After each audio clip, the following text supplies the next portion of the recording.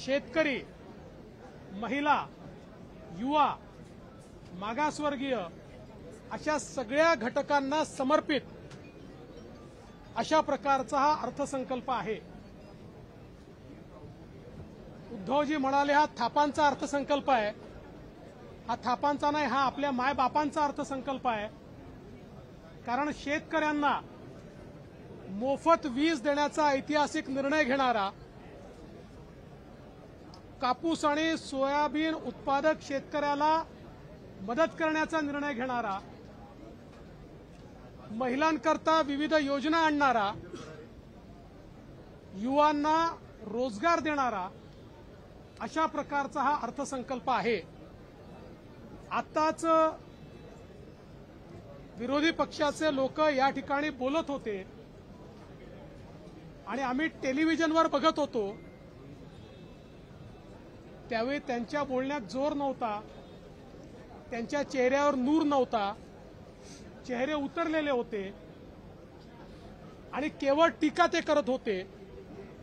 पण मला असं वाटतं हा अर्थसंकल्प महाराष्ट्रामध्ये एक नवीन इतिहास तयार करणारा आहे आणि म्हणून यावर सविस्तर प्रतिक्रिया माननीय अर्थमंत्री देखील देणार आहेत, माननीय मुख्यमंत्री देखील देणार आहेत।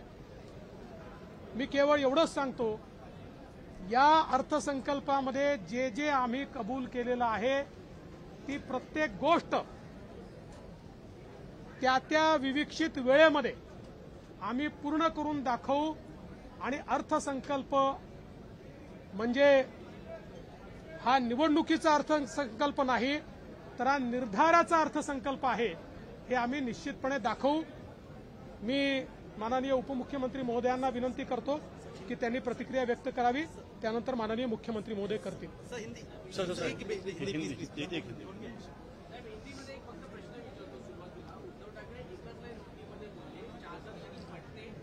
जयंत पाटील बोले, जयंत पाटील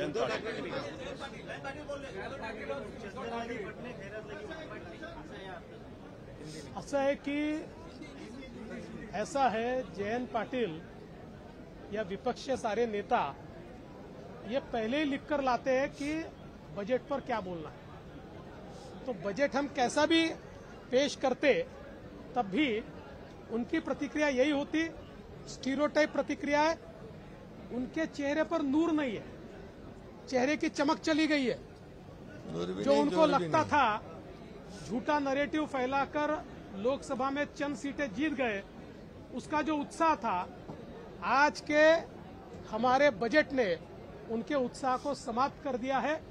एक बहुत ही रियलिस्टिक, वास्तववादी इस प्रकार का बजट हमारे अर्थमंत्री और उपमुख्यमंत्री अजित पवार जी ने पेश किया है। मैं उनका अभिनंदन करता हूं, हमारे नेता मुख्यमंत्री जी का अभिनंदन करता हूं। युवाओं के लिए, महिलाओं के लिए, किसानों के लिए, दलित आदिवासियों के लिए जिस प्रकार से इस बजट ने नए दरवाजे खोले हैं, मैं ऐसा मानता हूं एक ऐतिहासिक ऐसा बजट है जहां एक और किसानों को मुफ्त बिजली मिल रही है, किसानों को दूध के लिए, सोयाबीन के लिए, कपास के लिए मदद मिल रही है और महिलाओं को मदद मिल रही है। हमारे युवाओं को इस बजट के माध्यम से 10,000 रुपए अप्रेंटिस का मिल रहा है। मुख्यमंत्री लाडली बहना योजना ये सारी बहनाओं का कल्याण कर रही है। मैं ऐसा मानता हूं कि एक बहुत ही अच्छा अर्थसंकल्प बजट हमारे अर्थमंत्री ने रखा है और मैं दावे के साथ कहता हूं, जो हमने कहा है वो हम करके दिखाएंगे। जो टाइमलाइन दी है उस टाइमलाइन में करके दिखाएंगे। सीएम साहब, सीएम साहब,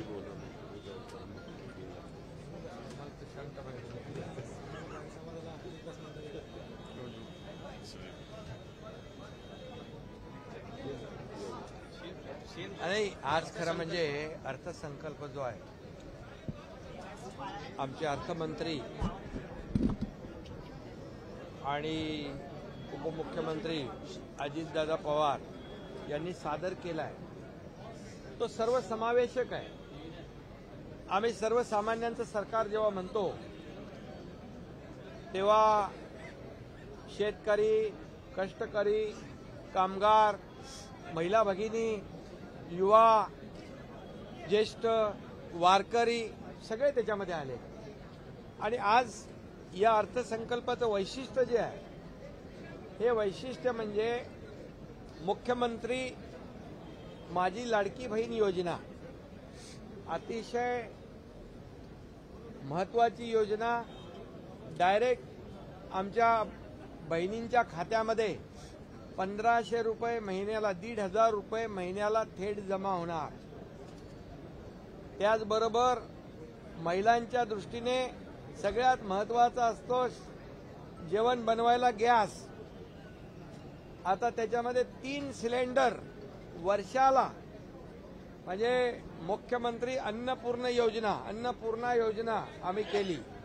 3 सिलेंडर ते मोफत आम्ही देणार. त्याच्यामुळे विरोधक गॅसवर आलेले आहेत.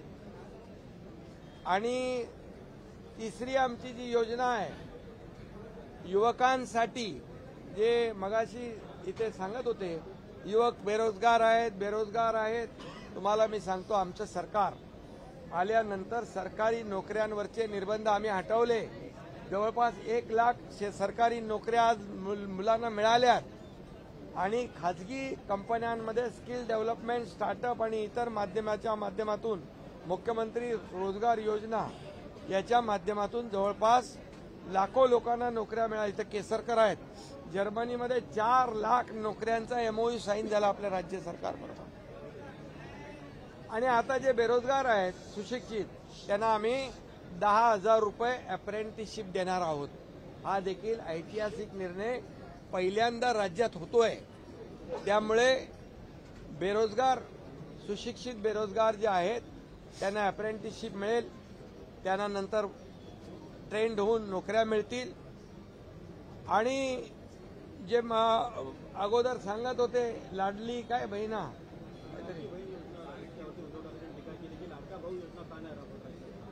नाही लाडका भाऊ योजना तर आम्ही केली ना, 10,000 रुपये देतोय.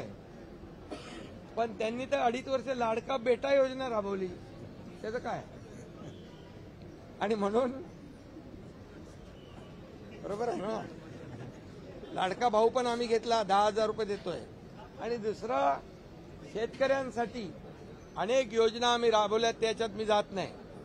पण सगळ्यात महत्वाची म्हणजे शेती पंपावर शेती करणारा शेतकरी, मुख्यमंत्री बळीराजा शेती पंप वीज सवलत योजना आम्ही सुरू केली.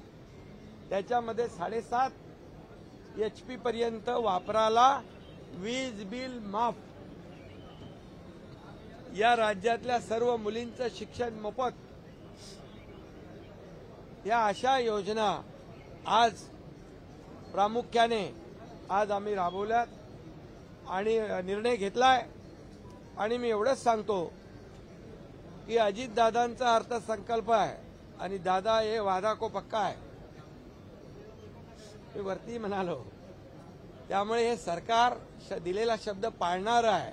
आतापर्यंत हे सरकार जे जे बोललं ते पूर्ण केलेलं आहे. त्यामुळे आम्ही पूर्णपणे अर्थसंकल्पात याची पूर्ण तरतूद करून, पैशाची तरतूद करून ह्या सर्व योजना केलेल्या आहेत. या योजना पूर्णपणे राबवल्या जातील. 5 रुपये दुधाला देखील आम्ही वाढ केलेली आहे. सोयाबीन आणि कापसाला 4,500 कोटीची तरतूद केलेली आहे. आचारसंहितेमुळे ते थांबलं होतं, त्याचंही वाटप होईल. आणि शेतकऱ्यांना काय दिलं म्हणणाऱ्यांना मी सांगू इच्छितो की गेल्या 2 वर्षात आम्ही सर्व नियम निकष बदलले. NDRFचे दुप्पट केलं, 2 हेक्टरचे 3 हेक्टर केले. सततच्या पावसाचं नुकसान आम्ही दिलं. 15,000 कोटी रुपये शेतकऱ्यांनी दिलं. आणि 6,000 रुपये प्रधानमंत्री, 6,000 रुपये सरकारचे, असे 12,000 रुपये. पीक विमा योजना 1 रुपयात, असे 45,000 कोटी रुपये शेतकऱ्यांना देणारं हे आमचं सरकार आहे. हिशोब त्यांनी पाहिजे तर घ्यावा आणि टॅली करावा. फक्त मी तुम्हाला एवढंच सांगतो जे काय बोलतात खोटून बोला, खोटं बोला पण रेटून बोला. तुम्ही थोडा आम्हाला पण विचारत जा बाबा सरकारने काय केलेलं आहे. आता खत आणि बियाणावर म्हणतात जीएसटी आहे, आता त्याच्यावर जीएसटी नाहीच आहे खतावर. आणि त्यामुळे जे खोटं बोलतात पण तुम्ही त्याच्यावर विश्वास ठेवून ते लगेच दाखवता आणि खोटं नरेटिव्ह सेट करून ज्यांनी लोकसभेमध्ये काही मतं मिळवली, आता जनता फसणार नाही. आमचा अर्थसंकल्प बघून त्यांचे चेहरे पांढरे फटाक पडले होते, चेहरे उतरले होते, मोठ्या जोशामध्ये आले होते. आता लोकसभा आम्ही जिंकली. अरे विधानसभेमध्ये आज 2 वर्ष जे आम्ही काम केलेलं आहे सरकारने त्याची पोचपावती लोक देतील. काय म्हणाले ते, चादर लोकसभा में चादर फटी क्या, चादर लगी फटने, हरात लगी फटने. अरे बाबा ऐका, हा ऐका, हरात लगी फटने. अरे अरे अरे अरे अरे बाबा ऐका. औरंगजेब आणि याकूब मेमन यांना मनाने ज्यांनी फादर मानले त्यांना चादरीशिवाय काय दुसरं दिसणार. आणि तुम्हाला मी सांगतो की लोकसभेमध्ये काय मिळवलंय त्यांनी. अरे जंग पछाडले मोदीजींना हटवायला. मोदीजी तर प्रधानमंत्री झाले आणि तुम्ही 40-50 वरून 99 वर पोचले. म्हणजे तुम्ही पेढे कसले वाटताय येड्यासारखे. म्हणजे तुम्ही हरले म्हणून पेढे वाटताय का एवढ्या वर्षांनी विरोधी पक्षनेतापद मिळालं म्हणून पेढे वाटताय. हसायचं का रडायचं हे समजत नाही आम्हाला. अरे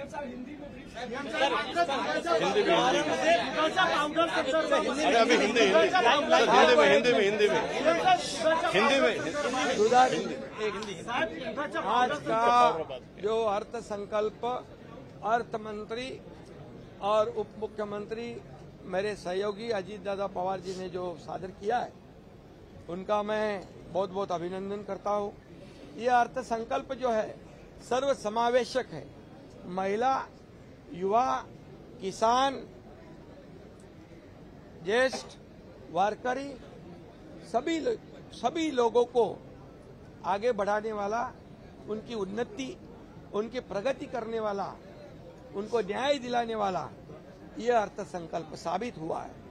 और इसलिए मुख्यमंत्री माझी लाड़की बहन योजना 1,500 रुपया डायरेक्ट डीबीटी वो हमारे बहन के खाते में जाएगा. 3 गैस सिलेंडर, चिंता रहती है ना बहन को, गैस सिलेंडर खत्म हो गया, बढ़ गया. 3 सिलेंडर राज्य सरकार मुफ्त में देगी. और ये सिलेंडर देने की वजह से विपक्ष भी गैस पर आ चुका है और ये भी हमने शुरू कर दी. दूसरी अन्नपूर्णा, मुख्यमंत्री अन्नपूर्णा योजना. तीसरी योजना जो है मुख्यमंत्री युवा प्रशिक्षण योजना. वो कह रहे थे बेरोजगार युवाओं का क्या, उसका भी ख्याल सरकार ने रखा है. 10,000 रुपया अप्रेंटिसशिप उनको मिलेगा. 10 लाख युवक जो देश राज्य में है उनको इसका फायदा होगा और उनको काम मिलेगा, वो ट्रेंड होंगे, वहाँ नौकरी मिलेगी. और नौकरी देने के लिए हमारी सरकार सरकारी नौकरियां भी और प्राइवेट नौकरियां भी जितनी ज्यादा मिले उतनी कोशिश हमारी सरकार कर रही है. चौथी बात, जो किसान जो कृषि पंप से खेती करता है उसको भी बिजली मुफ्त में देने का निर्णय लिया है. 50 लाख किसानों को इसका फायदा होगा. और जो हमारी बेटियां हैं उनके लिए भी मुफ्त में शिक्षण एजुकेशन देने का निर्णय हमारे सरकार ने लिया है. ऐसे कई महत्वपूर्ण निर्णय सरकार ने लिए हैं और इसीलिए मैं इतना ही कहूंगा, ये सर्व समावेशक ये हमारा अर्थसंकल्प है. कुछ लोग कहते हैं ये चुनावी जुमला है, लेकिन ये चुनावी जुमला नहीं है. ये कोई कहते गाजर है तो बोले ये महाराष्ट्र विकास का गजर है. ये निश्चय और निर्धार का अर्थसंकल्प है. इतना ही मैं कहूंगा. चादर क्या बोले, चादर तो उनकी फट गई. अरे प्रधानमंत्री बन नहीं पाए, विपक्ष के नेता बन गए इसलिए पेड़े बांट रहे हैं. हंसना क्या रोना. चद्दर के बारे में मैं इतना ही कहूंगा, मैंने अभी मराठी में कहा है, जो औरंगजेब और क्या नाम उसका याकूब मेमन को दिल से फादर मानते हैं उनको चादर दिखेगी नहीं तो और क्या दिखेगी। और इसलिए चादर हमारी नहीं, चादर उनकी फटी है। और प्रधानमंत्री मोदी जी बन गए हैं, वो कुर्सी पे बैठ गए, अभी उनकी खुशी में पेड़ा बांट रहे हैं क्या इनके हारने की खुशी में पेड़ा बांट रहे हैं? ये जरा आप ही उनको पूछो। दुधाच्या पावडर संदर्भामध्ये आयात केलेली आहे, दुधाच्या पावडर संदर्भामध्ये लाडका बेटा, वो लाडला बेटा जो नहीं, बेटा नहीं, भाऊ, वो उसका भी, उसके लिए भी हमने 10,000 रुपये अप्रेंटिसशिप दिया है। अभी हमने तो उनका भी ख्याल किया है, लेकिन 2.5 साल तो क्या कहते हैं, लाडला बेटा योजना चालू थी, वो चाहिए ना आपको। हाँ, तो बस ठीक है। दुधाच्या पावडर संदर्भामध्ये आयाती संदर्भात नाही, त्याच्या याच्यामध्ये संदर्भामध्ये काय सांगाल? दुधावर देखील 5 रुपये आम्ही देण्याचा निर्णय घेतलेला आहे आणि त्याच्यावर आमचे अर्थमंत्री बोलतील आणि तुम्हाला एवढंच सांगतो, एक मिनिट याच्यामध्ये जे विरोधी पक्ष खोटा नरेटिव्ह सेट करतायत की राज्य 6व्या नंबरला गेलं, हे चूक आहे। राज्य 2017 पासून 6 क्रमांकावर होतं। याचं कारण तुम्हाला सांगतो, हे पॉप्युलेशनवर डिपेंड असतं। पॉप्युलेशन, लोकसंख्या आपली जास्त आहे इतर राज्यापेक्षा। आज आपला जो 14% आपलं एकूण उत्पन्न देशाच्या उत्पन्नाच्या 14% आहे आणि तामिळनाडू पहिल्या नंबरला असताना 8% आहे। त्यामुळे त्याच्यावर देखील आपण खोट्या नरेटिव्हवर विश्वास ठेवू नका। परदेशी गुंतवणुकीमध्ये महाराष्ट्र पहिला आहे, जीडीपी मध्ये महाराष्ट्र पहिल्या नंबरला आहे, गुंतवणुकीमध्ये महाराष्ट्र पहिल्या नंबरला आहे। आणि त्यामुळे आपल्याला मी एवढंच सांगतो, आम्ही जे केलेला आहे निर्णय जो घेतला आहे, हा निर्णय आमची काय म्हणतो त्याला अंतरून पाहून आम्ही पाय पसरलेले आहेत। सर्व योजना जे त्यांना वाटतायत की या योजना कशा पूर्ण होतील, तर आम्ही दिलेला शब्द तंतोतंत पाळणार आणि योजना आमच्या 1 जुलैपासून लागू होणार। त्याचा फायदा थेट लोकांना मिळणार, त्यांच्या खात्यामध्ये पैसे जमा होणार। उद्धव ठाकरे म्हणतात की मोदींकडून निधी आणणार आहेत का? उद्धव ठाकरे म्हणतात मोदींकडून निधी आणणार आहेत का? अरे बाबा, तुम्हाला सांगतो, आपली राज्याची आर्थिक परिस्थिती पाहून एकूण राज्याच्या जे आपलं आर्थिक जे स्थूल उत्पन्न आहे त्याच्या 25% आपण कर्ज घेऊ शकतो। आपण 17.8 वर आहोत।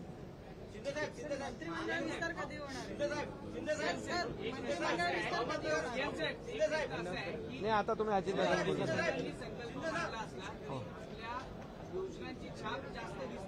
योजना कोणाच्या आहेत? सगळ्या आपल्या महायुतीच्या योजना आहेत। महायुतीच्या योजना कोणासाठी आहे? या एकनाथ शिंदेच्या एकट्याच्या योजना नाही आहेत, या सरकारच्या योजना आणि सर्वसामान्य लोकांसाठी आहे। आणि म्हणून हे सर्वसामान्यांचं सरकार आहे, महायुतीचं सरकार आहे आणि एवढ्या योजना आम्ही लोकांसाठी राबवतोय। हा निश्चयाचा अर्थसंकल्प आहे, निर्धाराचा अर्थसंकल्प आहे। आणि पुन्हा होणाऱ्या विधानसभेच्या निवडणुकीमध्ये जनता त्यांनी जे खोटं फसरवून मतं मिळवली त्यांचा पर्दाफाश केल्याशिवाय राहणार नाही। वारकऱ्यांना पण पहिल्यांदा 20,000 रुपये दिंडीला दिले आम्ही। आज मुख्यमंत्री वारकरी महामंडळ स्थापन केलं, त्याच्यामध्ये पण पोटदुखी। वारकऱ्याने टाळ वाजवून त्यांना दाखवलं। आता नवीन मित्र मिळाल्यामुळे वारकरी त्यांना नकोसे झाले आणि जे वारकऱ्यांचा अपमान करतात त्यांना वारकरी धडा शिकवल्याशिवाय राहणार नाही। सर भीड़ के लिए क्या अपील करेंगे? सर भीड़ में स्थिति, सर भीड़ में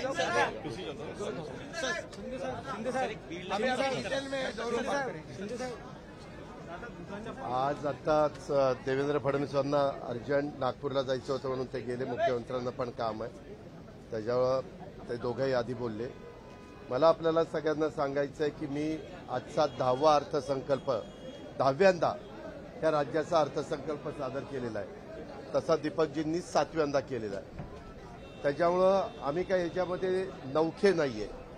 अनेक वर्ष राज्यकारभार पाहत असल्यामुळं उद्याच्याला काही निर्णय घेतल्यानंतर त्याची अंमलबजावणी करण्याच्या करता तेवढी क्षमता आपल्या राज्याच्या मध्ये आहे का, तेवढे फंड्स आपल्याकडे आहे का, त्याच्यामध्ये केंद्र सरकारने सगळ्या राज्यांना घालून दिलेले 3% बाहेर जायचं नाही, त्याच्या आतमध्ये ह्या सगळ्या गोष्टी बसतात का, ह्या सगळ्याचा विचार करून हा अर्थसंकल्प मी आणि वरच्या सभागृहात दीपकजींनी सादर केलेला आहे. मी आपल्याला सगळ्यांना सांगेन, अनेक दिवस आमच्या मनात होतं शेतकऱ्यांना वीज माफी द्यायची. आज गरीब शेतकरी, अल्पभूधारक, अत्यल्पभूधारक, लहान शेतकरी याला आम्ही 7.5 हॉर्सपॉवरपर्यंत 1 हॉर्सपॉवरपासून 7.5 हॉर्सपॉवरपर्यंत विजेच्या बाबतीत माफी दिलेली आहे.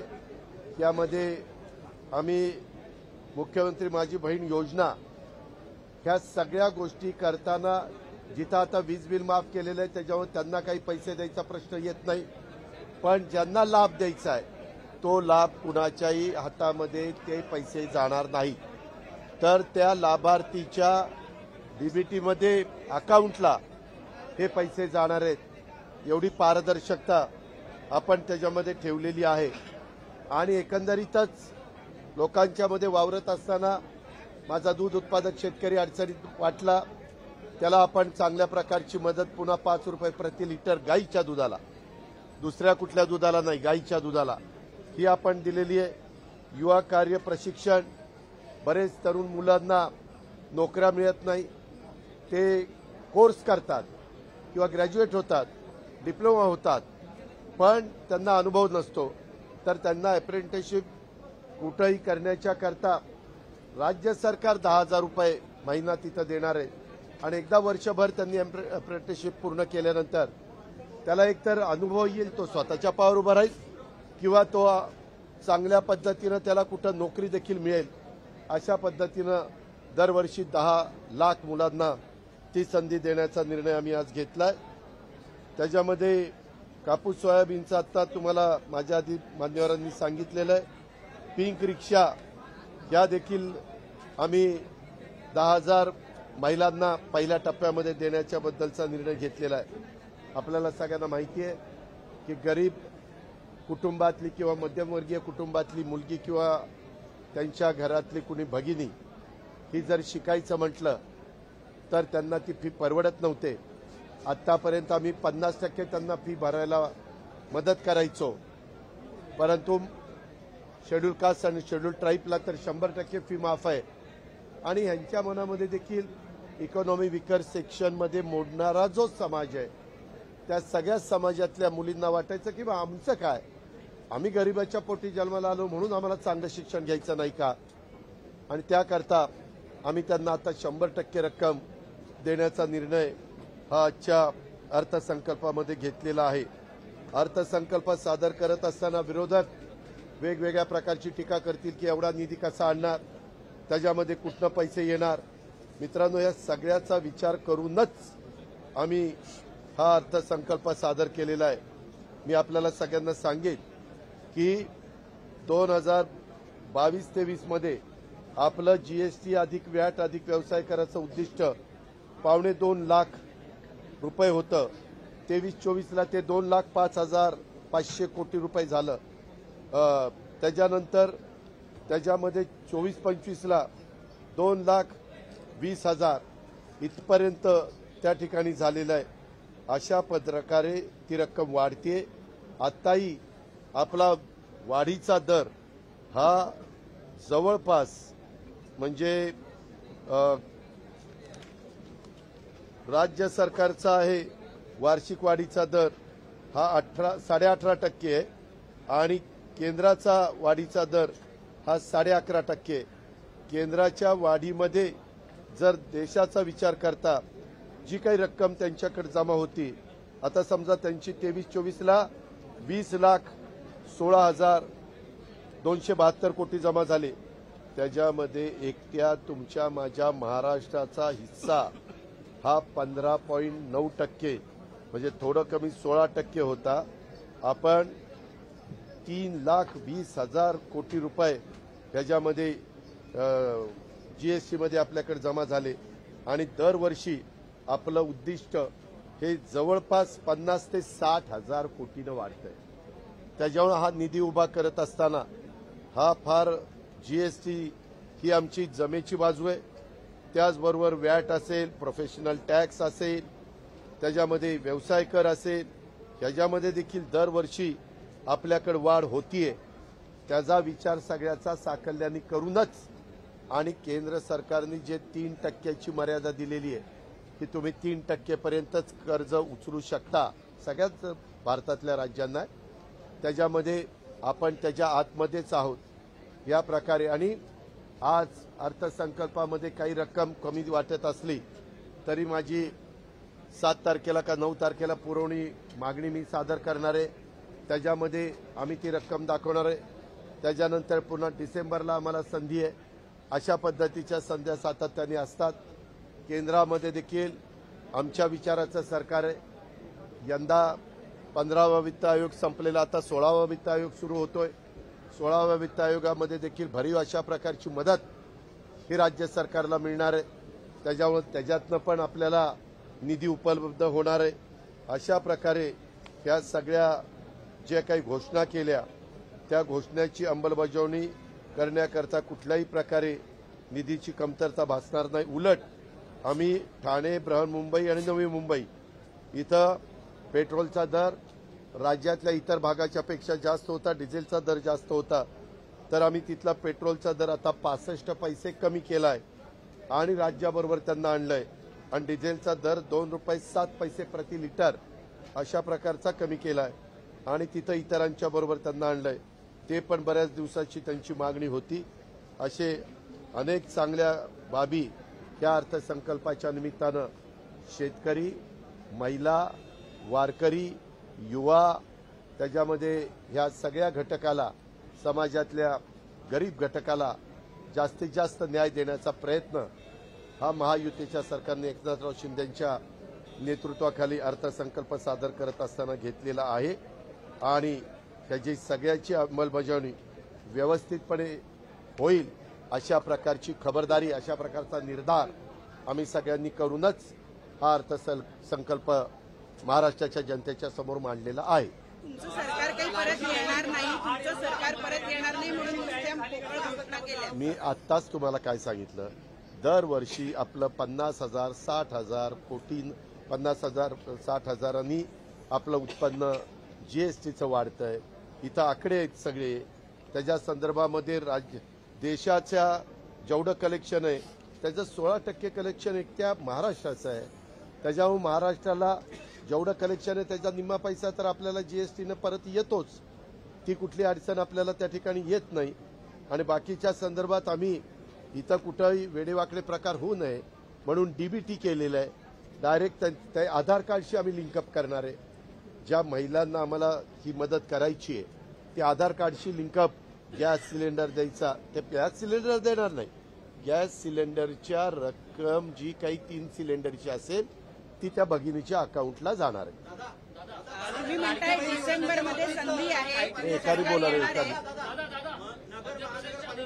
नगर महानगरपालिकेचे आयुक्त संतोष जावळे 9,30,000ची लाचेची मागणी करतात, 8 लाखाची मागणी स्वीकारतात. अहो, असल्या बाबतीमध्ये कडक कारवाई केली जाईल. त्याच्यामध्ये अँटी करप्शन ब्युरोला सांगितलेलं आहे, ते त्याचा तपास करतायत.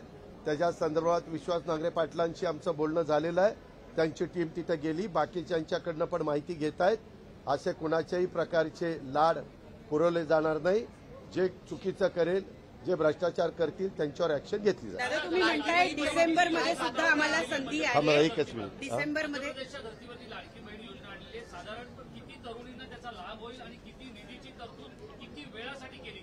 वर्षभराच्या करता 46,000 कोटी रुपयाची तरतूद त्याच्याकरता केलेली आहे आणि साधारण आमच्या मुली आणि बहिणी अशा मिळून, कारण त्या 21च्या पुढं आणि 60च्या आत अशा प्रकारची ती योजना आहे. लहान मुलींना जन्मलेल्या मुलीला तर 18 वर्षापर्यंत 1,01,000ची योजना आमची ऑलरेडी आहेच. त्या मधल्या मुलींच्या करता आणि आमच्या भगिनींच्या करता ही योजना आम्ही दिलेली आहे, मुख्यमंत्री माझी बहीण योजना. आणि त्याच्यामध्ये 46,000 कोटी आणि साधारण 2,30,00,000 50 लाख ते 40 लाख असा आमचा अंदाज आहे आणि ते देताना काही श्रीमंतांना ते मिळणार नाही. ज्या गरीब भगिनी आहेत त्याच्या संदर्भामध्ये ज्यांच्याकडे गाडी 4 चाकी गाडी वगैरे असेल, जे इन्कम टॅक्स भरत असतील त्यांना त्या ठिकाणी मिळणार नाही, जे नोकरीला असतील त्यांना त्या ठिकाणी मिळणार नाही, जे गरीब महिला आहेत की ज्यांचं ओढाताण होते ते सिलेंडर आणू शकत नाही अशांना ही मदत आहे. तुम्ही म्हणालात की डिसेंबरमध्ये सुद्धा आम्हाला संधी आहे अर्थसंकल्प लागू करण्याची, परंतु विरोधक तर म्हणतायत की तुमचं सरकारच येत नाही, त्यांचं म्हणून तुम्ही सरकार पोकळ घोषणा केली. एक मिनिट, त्यांचं सरकार येणार हे कुणी त्यांना ज्योतिषांनी सांगितलं? ज्याच्यामध्ये आम्हाला वाटतं आमचं सरकार येणार. आता फक्त अर्धा टक्काच फरक होता आणि तुम्हाला माहितीये कशा पद्धतीनं हे नरेटिव्ह फेक नरेटिव्ह सांगण्यात आले. काय सांगण्यात आलं की बाबा संविधान बदलणार. हे आमच्या बॅकवर्ड क्लासमध्ये इतकं पर्क्युलेट केलं. आम्ही सांगत होतो अरे चंद्र सूर्य आहे तोपर्यंत नाही बदललं जाणार. एनडीएच्या मिटिंगमध्ये तिथं संविधान ठेवलं. पहिल्यांदा पंतप्रधानांनी संविधानाचा नमस्कार केला. शपथविधीला तिथं संविधान तिथं मान त्या ठिकाणी ठेवलेलं. संविधान दिन साजरा केला. पण फेक नॅरेटिव्ह डेव्हलप करण्याच्या करता ते यशस्वी झाले. त्याच्यात आम्ही कमी पडलो. त्याच्या संदर्भामध्ये त्याला आमच्या आदिवासीमध्ये देखील ते पर्क्युलेट झालं. काहींना वाटलं की समान नागरी कायदा येणार, सगळ्यांचं आरक्षण काढून टाकणार, अमुक होणार तमुक होणार. अल्पसंख्याक समाजाला वाटलं की आता आपला एक तर मताचा अधिकार काढून घेतील किंवा आपल्याला आता गोळा करतील आणि ते सीएएचं नाही का बाहेरच्या ना आपण आतमध्ये आणणार आहोत तसं आपल्याला बाहेर पाठवणार. अशा पद्धतीनं त्यांच्यात पण नरेटिव्ह फेक करण्याचा प्रयत्न फेक नरेटिव्ह सेट करण्याचा प्रयत्न झाला. हे आपल्यालाही सगळ्यांना माहिती आहे. मौलाना आझाद मंडळाची यावेळेस आम्ही तरतूद वाढवली. परदेशी जाण्याच्या करता अल्पसंख्याक मुलांचा मुलींचा आम्ही समावेश केला. त्या संदर्भामध्ये कुठंही असं आम्ही शेवटी राज्य सर्व जाती धर्माच्या लोकांच्या करता करायचं असतं. अर्थसंकल्पामध्ये मी आणि दीपकनी देखील सांगितलं हे शिवशाहू फुले आंबेडकरांच्या विचाराचं राज्य. मी त्याच दिवशी प्रेसमध्ये चहापानाचा कार्यक्रम होता त्यावेळेस सांगितलं की मनुस्मृतीच्या बद्दल आमची काय भूमिका आहे आणि तशा पद्धत हेच शिक्षण मंत्री आहे. कुठलाही धडा नाही काही नाही दणकून सांगतात. श्लोक आहे अमकं आहे तमकं आहे. बरं काही लोक ते बघत नाहीत वाचत नाहीत. त्यांनी ऐकल्यानंतर आणि तुमचे अनेक चॅनल झालेले त्यांनी दाखवल्यानंतर त्या गोष्टी कधी कधी खरा वाटाव्या लागतात. लाडकी बहीण योजना जी आहे काय हे का अजिबात नाही. त्या आरोपात तथ्य नाहीये. आम्ही नेहमीच मी आजपर्यंत अर्थसंकल्प सादर करत असताना जे काही आपल्याला परवडेल मागे देखील आम्ही 2 महिन्याच्या करता दुधाला मदत त्या ठिकाणी केलेली होती. धानाला आम्ही अनुदान दिलं ते त्यांच्या अकाउंटला जमा झालं. कांदा उत्पादक शेतकऱ्यांना पण आम्ही मदत केली. ज्या वेळेस शेतकरी असेल गरीब माणूस असेल तो नैसर्गिक संकटामध्ये अडचणीत येतो त्यावेळेस सरकारने त्यांना मदत करण्याचा निर्णय घेतलेला आहे आणि त्याची अंमलबजावणी केलेली आहे. आता त्यांना काय आता सांगायचं तर ते हेच सांगणार की आता हेच जर मी त्यांच्या बाजूने अर्थसंकल्प मांडला असता तर असं माझं उदो केलं असता. त्यांच्याकडे असताना पण अर्थसंकल्प मांडला त्यावेळेस त्यांनी काय वक्तव्य केली ते तुम्ही बघताय. शेवटी राजकीय क्षेत्रातील लोक सत्ताधारी पक्षाचे नेतेगण हे अर्थसंकल्पाचं कौतुकच करत असतात आणि विरोधी पक्ष कधीच अर्थसंकल्पाचं कौतुक करणार नाहीत. कारण त्यांना तसं कौतुक केलं तर त्यांना जे साध्य करायचं ते साध्य करू शकत नाही. हा मनुष्य स्वभाव आहे.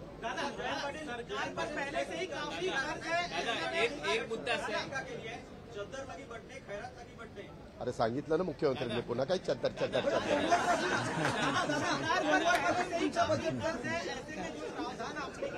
काय सरकार पर पहले से ही कर्ज है. ऐसे में जो प्रावधान आपने किया बजट में उसके लिए पैसे कहां से लाएंगे ये मैंने आपको बताया. मेरे पास जीएसटी का एनुअल कितना पैसा आता है, सेंट्रल को कितना जाता है, वो सब मेरे यहाँ मौजूद है. उसमें हर साल मिनिमम 50,000 से 60,000 करोड़ रुपया इसमें बढ़ जाते हैं. 2,20,000 करोड़ रुपया इससे बढ़ जाते हैं और उसमें कोई दिक्कत नहीं है. आप उसमें फिक्र करने की कोई ज़रूरत नहीं है. पैसा जरूर क्या उसमें मिलेगा. और उसमें जीएसटी में मिलेगा, वैट में मिलेगा, प्रोफेशनल टैक्स में मिलेगा और व्यवसाय कर में मिलेगा। और अपने यहाँ हम अपने केंद्र सरकार सेंट्रल गवर्नमेंट का वैट का जो उनके यहाँ 11.5% उनको ये मिलता है, ज्यादा पैसा मिलता है। अपने यहाँ 18.5% ज्यादा पैसा मिलता है परसेंटेज में अगर बताया तो ऐसे है। इसीलिए सब सोचकर हमने ये डिसीजन लिया है। और बाकी की जो भी हमारी जो स्कीम है उसके बारे में भी हम चर्चा करेंगे। जो आउटडेटेड हुई है उसके बारे में भी आगे सोचेंगे, जिसका फायदा सच में गरीब लोगों को होने वाला है। ऐसे ही स्कीम हम रखेंगे। जुलै महिन्यात दीदी फी जमा अकाउंटला हा, जुलै ते महिन्यात होणार. और मला तुम्हाला एक सांगायचं आहे, 15वा वित्त आयोग संपलेला आहे, आता 16वा त्या ठिकाणी सुरू होतोय.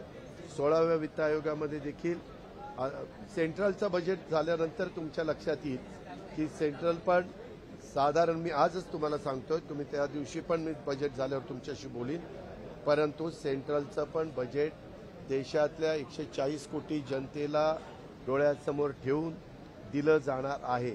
त्याचा डायरेक्ट इनडायरेक्ट फायदा देखील आपल्या राज्य सरकारला, आपल्या महाराष्ट्राला होणार आहे.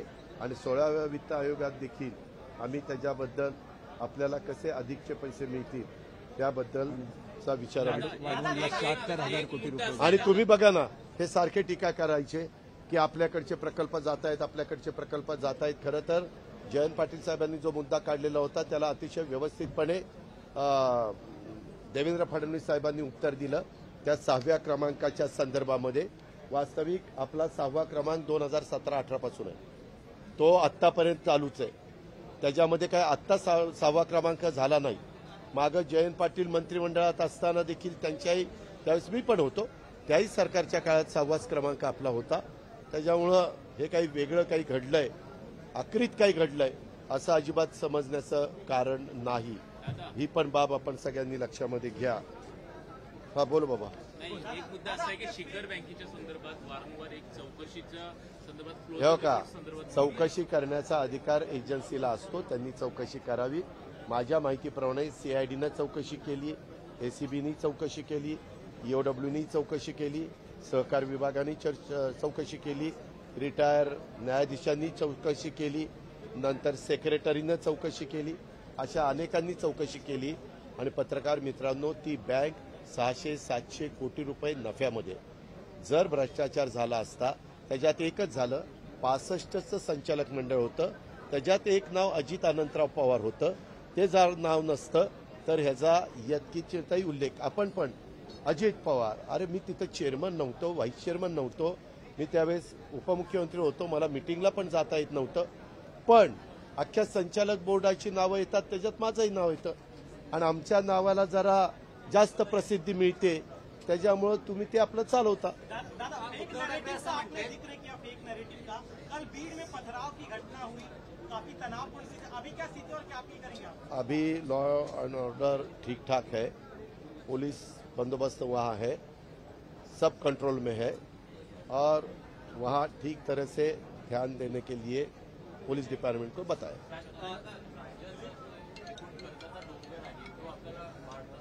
मी तुम्हाला सांगितलं ना, आपलं उत्पन्न वाढतं. आपण 3% बाहेर गेलो का? 3% लिमिट आपण ओलांडली का? अजिबात ओलांडली नाही. जी केरळनी ओलांडली त्याच्यामुळे केरळला पैसे मिळत नव्हते, म्हणून केरळ सुप्रीम कोर्टात गेलं. सुप्रीम कोर्टातनं आदेश त्यांनी, म्हणजे सुप्रीम कोर्ट म्हटलं तुम्ही केंद्र सरकार बसा. केंद्र सरकार म्हटलं की आर्थिक शिस्त लावण्याच्या करता हे चालणार नाही, नाहीतर उद्या कोण 4%पर्यंत, 5%पर्यंत, 6%पर्यंत फार वाटोळच करतील, जे तिकडं पाकिस्तानचं आणि काही श्रीलंकेसारख्या राष्ट्राचं झालं तसं. त्याकरता मग केंद्राला सुप्रीम कोर्टाने सांगितलं तुम्ही सध्या त्यांना 10,000 कोटी रुपये द्या, कारण तिथं काही पगाराचेही प्रश्न निर्माण झालेले होते. आणि त्याच्यातून तुम्ही पुन्हा बसून त्यांनाही सांगितलं की सगळ्या राज्यांना न्याय एक असेल तर तुम्हाला देखील त्याची अंमलबजावणी करावी लागेल, असं केरळला पण सांगितलेलं आहे. शेवटी कुणीही राज्यकर्ते असले तरी सगळ्यांना वाटतं आपण भरभरून सगळ्यांना द्यावं. अरे परंतु तुमची तेवढी भरभरून देण्याची क्षमता आहे का? तुमची तेवढी ताकद आहे का, तेवढं तुमचं उत्पन्न आहे का, तेवढा टॅक्स तुमच्या तिजोरीमध्ये येणार आहे का, केंद्राकडनं किती तुमचा निधी येणार आहे, ह्या सगळ्या गोष्टी. कारण केंद्र सरकारने परवानगी दिल्याशिवाय मार्केटमध्ये तुम्ही लोन उचलू शकत नाही, ही पण बाब आहे. मग वर्ल्ड बँक असेल, बाकीचे काही जॅपनीज गव्हर्नमेंट असेल, हे पण 0.5% वगैरे पैसे देतात, परंतु ते लिंकअप करतात डॉलरशी आणि मग ते परतफेड करत असताना ते शेवटी 6-7% जातच, कारण रिपेमेंटला जास्त काळ असतो त्याचा. महिलांच्या संदर्भात ज्या तुम्ही घोषणा केलेल्या आहेत, मध्य प्रदेशमध्ये ज्या पद्धतीनं फायदा झाला, तसाच फायदा तुम्हाला विधान सभेला होऊ शकतो असं वाटतं? असं नाही. आम्हाला त्या गरीब महिलेला ज्या ज्या ठिकाणी महिलांना सक्षम करण्याचा प्रयत्न झाला, तिथं महिला समाधानाने त्यांचं कुटुंब संसार चालवतात. त्याकरता ह्या गरिबांच्या करता आहे. जे इन्कम टॅक्स भरतात, जे नोकऱ्या करतात, जे त्या ठिकाणी 4 चाकी वाहनांनी फिरतात, त्यांच्याकरता नाहीये. मिडल क्लास आणि गरीब तिथपासून खाली ज्या माझ्या भगिनी असतील, ज्या माझ्या मुली असतील, त्यांच्याकरता आहे. उद्धव ठाकरे असं म्हटलं त्या अर्थसंकल्पाच्या बाबतीत, खोटं बोलून सत्तेत यायचं आणि मग महाराष्ट्र ओरबडण्याचा प्रयत्न करायचा, अशा पद्धतीची टीका केली. कधी खोटं बोलून सत्तेत कोण आलं? कोण? नाही, त्याच्या संदर्भामध्ये माग ज्या वेळेस जे सरकार आलं ते काही खोटं बोलून येतात का? लोकांना जे योग्य वाटतं त्या पद्धतीने लोक बटणं दाबतात आणि लोकशाही आहे. डेमोक्रेसीमध्ये प्रत्येकाला आपलं म्हणणं पण मांडण्याचा अधिकार आहे आणि मत पण मागण्याचा अधिकार आहे. शेवटी जनतेचा विश्वास ज्यांच्यावर आहे, जनता त्यांना निवडून देते. गरीब महिलाओं के लिए जो लाड़की बहन योजना लाई गई है, नहीं, लाड़की मुख्यमंत्री माझी बहन योजना ऐसा उनका नाम है और उसमें करीबन 46,000 करोड़ रुपया हम ये गरीब जो महिला है, मिडिल क्लास की जो महिला है, जो हमारी लड़की है, उनको देने के लिए ये हमने ये जो प्रकल्प ये योजना लाई है और उसके बारे में साल भर में उनको टोटल 18,000 रुपीज मिलेंगे per month, 1,500 rupees per month, ऐसा उसमें ये स्कीम का हम नहीं, वो लाभ के लिए नहीं. हमने अभी, मैं भी फार्मर हूँ, फार्मर के लिए तो मुफ्त बिजली की डिमांड बहुत सालों से चालू है, बहुत सालों से. एक दफा सुशील कुमार शिंदे चीफ मिनिस्टर थे तब भी हमने की थी, लेकिन बाद में कोई कारण वो वापस लेनी पड़ी. लेकिन इस दफा पूरा सोचकर क्या हुआ है, अभी 9,500 मेगावाट बिजली हम सोलर से करना चाहते हैं. उसके सब टेंडर वगैरह निकाले. उसके लिए जो लैंड चाहिए, आपको ताज्जुब होगा सबको, वो लैंड अपने महाराष्ट्र गवर्नमेंट की ही अवेलेबल हुई है.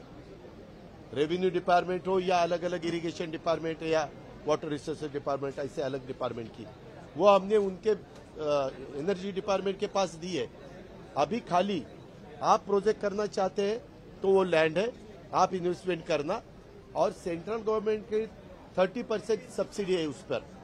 तो जो इन्वेस्टमेंट करना चाहते हैं वो लोगों ने हमें कहा कि हमें जल्द से जल्द लैंड दे दो.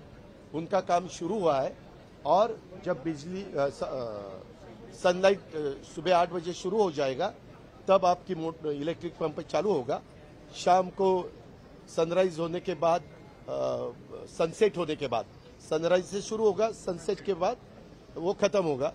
तो लोगों को भी, हमारे फार्मर्स का कहना ही ये है कि हमें दिन भर बिजली चाहिए. रात को मिलने के बाद कभी कभी टाइगर आता है, कोई बिबटे आता है और कोई बहुत कुछ होता है, तो इसीलिए उनको डर रहता है, वो जाते नहीं. तो इसीलिए ये भी होगा, उनको दिन भर बिजली मिल जाएगी और खाली 2 रुपये 75 पैसे से 3 रुपये में वो बिजली हमें मिल रही है. तो इसमें हमें इंडस्ट्री को भी हम मदद कर सकते हैं. इंडस्ट्री का रेट हम क्रॉस सब्सिडी, इंडस्ट्री को रेट बढ़ता था और हम उनके तरफ से पैसे लेके फार्मर्स को क्रॉस सब्सिडी देते थे. अभी ऐसा नहीं होगा. अभी उनको भी रेट कम हो जाएगा और इंडस्ट्री भी अपने महाराष्ट्र में ज्यादा बढ़ जाएगी. पहिल्यांदा बजेट मांडलं त्यावेळेला राज्याची स्थिती आणि आता बजेट मांडताना तिजोरीची आणि एकूणच राज्याची स्थिती तुम्ही मी पहिल्यांदा बजेट मांडलं त्याही वेळेस आपलं उत्पन्नाच्या 3% लिमिट होतं ते मी पाळलेलं होतं. आताही बजेट मांडलेलं आहे त्यावेळेस 3% आपल्या एकंदरीत ज्या काही उत्पन्न आहे त्याच्या 3%च्या आत आपण आपलं लिमिट ठेवलेलं आहे. जी काही बंधनं फायनान्स डिपार्टमेंटनी केंद्र सरकारने घातलेली आहे त्याचं तंतोतंत पालन हेही दीपक केसरकर साहेब पण 5 वर्ष आमचे फायनान्स स्टेट मिनिस्टर होते त्याच्यावर त्यांनाही माहिती आहे, मलाही माहिती आहे. देवेंद्रजी फायनान्स मिनिस्टर होते, एकनाथराव शिंदे पण सिनियर लीडर म्हणून त्यांनाही माहिती आहे. त्याच्यावर फार विचारांती पत्रकार मित्रांनो आणि तुमच्यामार्फत महाराष्ट्रातल्या जनतेला मी सांगेन की तुम्हाला माहिती आहे मी शब्दाचा पक्का आहे.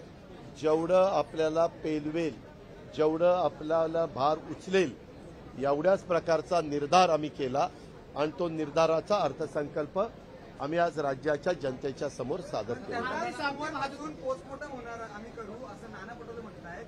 जो बजेट सादर केला गेलेला तर पोस्टमॉर्टम आम्ही सोमवारपासून करू. पोस्टमॉर्टम कधी त्यांनी केलं तर त्याच्यापेक्षा वरच्या सगळ्या गोष्टी आम्हाला माहिती आहेत. त्याच्यामुळं आम्ही त्यांना ते पोस्टमॉर्टम करताना उत्तर द्यायला पुरून उरू. तुम्ही काळजी करू नका, तुम्ही फक्त बघा ते काय मुद्दे काढतायत आणि आम्ही काय उत्तरं देतो. पार्टीसाठी महाज्योतीच्या संदर्भामध्ये नवीन तरतूद करण्यात आलेली आहे. मात्र जुने जे पीएचडीचे विद्यार्थी आहेत, संशोधक विद्यार्थी, त्यांच्या पीएचडी संशोधक विद्यार्थ्यांचा अजून प्रश्न मार्गी लागलेला नाही. 2 वर्ष झाले त्यांची पीएचडी फेलोशिप प्रलंबित आहे. मधल्या काळामध्ये काहीतरी चीफ सेक्रेटरीच्या अध्यक्षतेखाली समिती केलेली होती आणि प्रत्येक ठिकाणी किती पाहिजे असं काहीतरी चर्चा कॅबिनेटमध्ये झालेली होती. आता आपण सांगताय त्याच्याबद्दल मुख्यमंत्री साहेबांना ते डेलिगेशन भेटलेलं आहे आणि मुख्यमंत्री साहेबांची त्यांची चर्चा झालेली आहे. राज्याच्या प्रमुखांनी काही त्यांना उत्तर दिलेलं. तिला 500 कोटी केला ना, 30 कोटीवरून 30 कोटी गॅरंटी होती ती 500 कोटी गेली. म्हणून तुम्हा दोघांनाही प्रश्न आहे. उद्धव ठाकरे म्हणतायत यावर एक गोष्ट लक्षात घ्या, 1 मिनिट मी पहिल्यापासून सांगतोय शिवशाहू फुले आंबेडकरांचा विचारधारा घेऊन आम्ही पुढे चाललेलो आहे. त्याच्यामध्ये सर्व जाती धर्माचे लोक होते. हिंदवी स्वराज्याची स्थापना झाली तेव्हाही सगळ्या जाती धर्माचे लोक होते आणि आताही सर्व जाती धर्माचे लोक आपल्या महाराष्ट्रात राहतात, आपल्या देशामध्ये राहतात. त्याच्यामुळं हे सोडलंय का ते सोडलंय का असं उगीच कारण नसताना गैरसमज करण्याचा कामच नाही.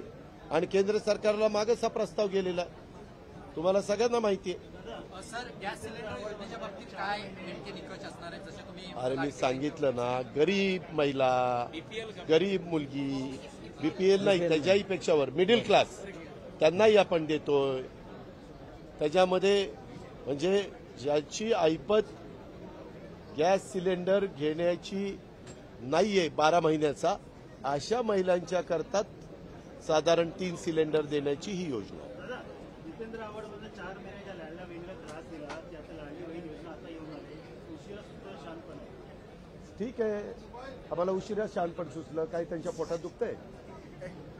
शेवटी माणूस आहे, काम करत असताना माणूस जो काम, मी तुम्हाला सगळ्यांना सांगतो, जो काम करतो तो चुकतो.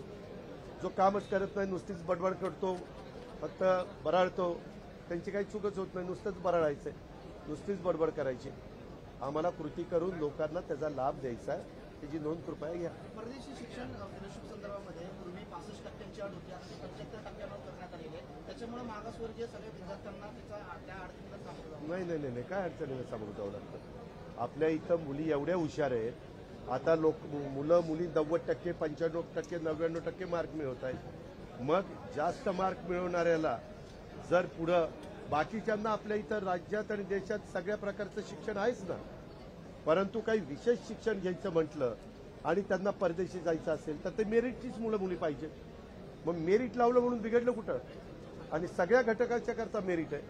आणि मागासवर्गीयांमध्ये जेवढी मागासवर्गीय किंवा आदिवासी मुली आहेत त्यांच्यात मेरिट लावलंय, तिथं कुठं वशिलेबाजी नाहीये. धन्यवाद. हा प्रश्न तुम्हालाही, कारण उद्धव ठाकरे असं म्हणाले की मौलाना आझादला पैसे वाढवून याच्यासाठी दिले कारण तुम्ही हिंदुत्व सोडले. जरा एकच मिनिट, एकाच प्रश्नाचं उत्तर देतो. या एकाच प्रश्नाचं उत्तर एकाच प्रश्नाचं लोकसभेची इलेक्शन आता झाली आहे आणि ते मतासाठी लाचार आहेत. आम्ही मतासाठी लाचार नाही. आम्ही सर्वांना समान न्याय देतो आणि 30 कोटीवरून 500 कोटीवर नेण्याचा निर्णय